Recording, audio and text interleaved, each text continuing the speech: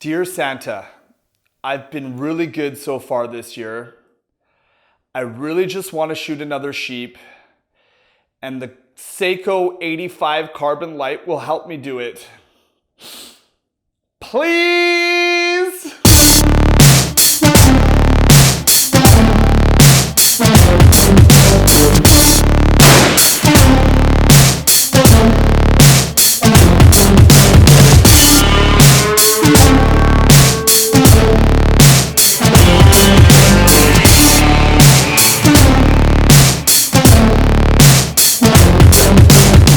What's up, guys, gals, and of course, like usual, my favorite, you modern caveman. There's very few times in a man's life or woman's life where you just really have to have a gun. And this one, unfortunately, isn't mine yet. This guy, of course, is provided by my amazing sponsor, Italian Sporting Goods, located on Renfrew here in Vancouver. Soon to have a brand new website where you guys can get some awesome access codes. And if you're Canadian, it's the place to be. Without further ado, I'm a massive, full disclosure, massive Tikka and Sako fanboy. So yes, I am biased. I'm just gonna throw that out right now. I love all firearms equally except for these ones. They are so well made and so well put together that it's very, very, very hard for me to find issues with them. I try to, and I will. And there's one, but all in all, I have to tell you guys, this is a gun that dreams are made out of. And why? Well, I mean, it's pretty much this combination here, which is, I've got a Swarovski, 7.8i 3.5 by 28 power, illuminating reticle in the middle. Like, this thing is an amazing piece of glass. This combination right now in Canada is around $8,000 plus. So this is basically a small car I have in my hand. But if you're a sheep hunter or a mountain hunter or outdoors, you know pounds mean a massive difference. On top of that, you want something rugged and carbon fiber. So this right here, the Sako 85 Carbonlight, is probably the best mountain gun I've held. So I've had a chance to hold quite a few of them, but this guy right here, the soft touch fiber, carbon fiber on it, the fact that it's 2.4 kilograms, so roughly 5.3 pounds, it's very light, very usable. It is so light that you could pack this anywhere and you'll barely notice it. The entire combination here is probably somewhere in around 7 pounds or less. So let's talk a little bit about it and what makes it so awesome. So first of all, the actual carbon graphite itself is made from a special, I think they call it, hold on, I wrote this down here. Yeah, the Sako 85 Carbonlight is made out of CFRP technology. The same type of stuff that you're gonna find in aeronautical and cars. So this is the high-end stuff. This is not, the regular stuff that you find on knives and that kind of jazz. This particular one is in 6.5 Creedmoor, which is probably the latest and greatest and go-to in mountain and long distance hunting. Almost every single dedicated sheep hunter I know either shoots 6.5 Creedmoor now, or yeah, pretty much all 6.5 Creedmoor now. Maybe some 7mm out there as well still. I'm obviously been shooting and shot my last sheep with a 300 Win Mag, Tikka T3X. Oh, sorry, just a Tikka T3. But I tell you, this is a night and day different package. It feels similar, but is very different at the same time. So anyways, let's talk about what makes this a little bit different than most other systems. First of all, carbon graphite itself is obviously expensive, saves light, but if you go on and actually check out Sako's website, if you go check out some YouTube channels, it's an incredibly tough form of carbon graphite, which is important. I don't know if anybody's ever used trekking poles and they snap before on your pass. It's something that I've always had a little bit of worry about in my hunting rifles, is because I'm banging it around on rocks when we're up in the mountains. I'm worried about I've seen literally, there's a video of tanks driving over this and shenanigans and it not smashing or breaking. So that's incredibly important. Next thing, let's start with the trigger, because the trigger on most Tikkas and Sakos especially, the mother company, are pretty amazing. This particular one, they're all roughly the same type of style. They have kind of like a grooved finger. I just love these. This one, because it's not mine, I haven't tinkered around with it, but they come between, 1 and 2 kilograms. So between roughly 2.2 and 4.4 pound pull. This is probably tuned up to about the 4.4. I would drop it down if this was my personal gun, but no creep, no nothing. It's just crisp, predictable, beautiful, amazing.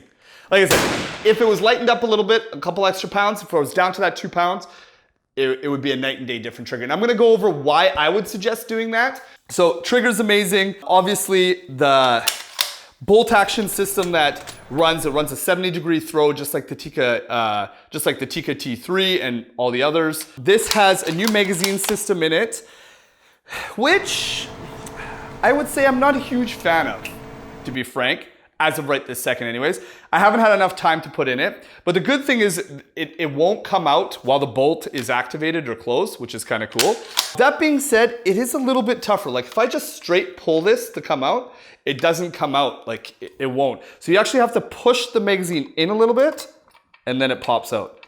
So you push the mag in and it pops out. Push the lip, there we go. It's got to push it forward and kind of push it down. So it's a little bit different. Obviously, I haven't shot this a lot. I've shot 40 rounds through it total. I haven't had a chance to really start to get the hang of it. I'm sure it's a system. They created it, it's patent pending. The reason they did it is, well, cases like being in the mountains and so on and so forth, you definitely don't want your mag to drop out. Never happened to me on my Tikka or, to be frank, any other of the firearms I've used. Actually, no, that's a lie. It happened to me one on my X-Bolt. I can see why it's important. I just don't know if I like it yet. So let's pop that back in. The other thing is Tikka obviously is gonna be a plastic or polymer type. This is a full metal case. Okay, let's get onto the barrel, which makes the Tikka.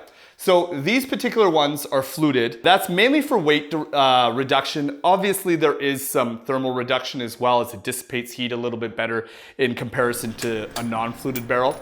But I would say more or less it's more weight related, because you're probably not gonna be punching down 10 rounds at a time to heat it up enough. It's free floating, crowned. It's cold hammer forged. Ooh, I got it right this time. Cold hammer forged. There's an individual person looking and checking every single barrel, which I thought was really cool. So that's where you get that fine touch from. Shoots like a dream. I want one. Let's talk about, not a negative, but something that you should definitely look into if you're looking to purchase a firearm like this, and something that I experienced shooting this last week. So and you're gonna find articles on this, so I'm not gonna go into too much depth, but getting into an ultralight or mountain rifle, it's a different shooting style altogether than your regular rifle. That extra couple pounds or whatever have you really makes it different. When I say it makes a difference is you can't shoulder it and hold it the same way. You're gonna have to find your own way that does it. There's a whole bunch of stuff on YouTube that shows you how to do it, but I'm not quite used to it yet. So the first day I took it out and went shooting, I'll show you guys some groups here. These are some groups of twos. I ended up getting probably 3 groups of 2 touching each other when I was sighting it in.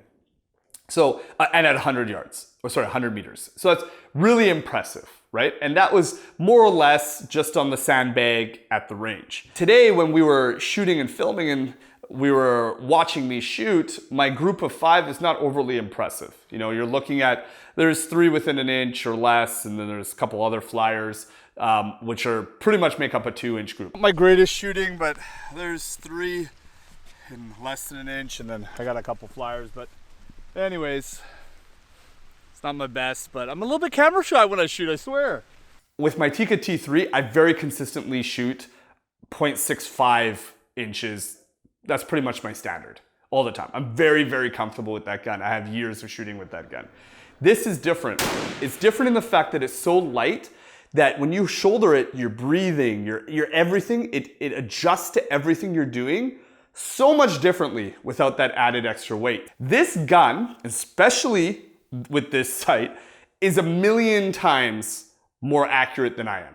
That is without a doubt. Because I mean, I've shown it. You can shoot probably 1/4-inch groups with this thing. It really resonated with me that if I do go this route, and if you're looking to get into a gun like this, you really do need to practice, because there is a massive difference between this or this ultra light style firearm than what you're probably used to at home. It's well worth it. It's just practice. You just gotta go out there, hammer it, and do it. For me, it's like a whole new horizon to be able to pack a gun that I barely feel in my back. And I know you're saying, okay, Sean, that's 2 or 3 pounds light. 2 or 3 pounds that's like a sleeping bag or not a sleeping bag. It's a massive difference in your sack, especially when you're up in the mountain. And honestly, get out to a store, particularly if you can go to Italian, that'd be even better. Feel this firearm. This soft touch. It's like a soft leather that, yeah, I got sparkles in my eyes. If I were you, I'd take a look at these. I'd sell your cars, sell everything else you got, and buy one. I guarantee you'll be happier. Yeah, I might have to do that myself. Anyways, if you guys have any questions on it whatsoever, you can see my little group that I did there. It's not overly impressive, but like I said, it's me 100%. I can feel that even, and with a lightened trigger, I feel like I'd probably be able to do a little bit better, because I feel like it's just so light, like even 4 pounds trigger just moves it. It's a completely different beast altogether that I have to get used to. But I look forward to one day owning this firearm. It's definitely on my hot list. It's definitely gonna be, I've had a chance to try out Christensen arms and all these other crazy, super fancy, whatever. And those things are awesome, 1,000-yard, beautiful firearms. But for me, I love to be in the mountain. Lighter is better. And I guarantee you, once I get this dialed in, or not this, me dialed in, this is a 1,000-yard gun all day long. That's all I got for you guys today. Please like, subscribe, comment below. If you want me to do a review, I could probably get another crack at the Swaro. This is definitely one of the nicest glass laid my eyes through. It is immaculately beautiful. If you want me to take a look at this someday or do a real full review on it, I'd love to be able to. Comment that on below. I got some optics coming down the line that we're gonna do some requested optics for the 4570, etc. And yeah, thanks again for joining the Modern Caveman. See you on the next one.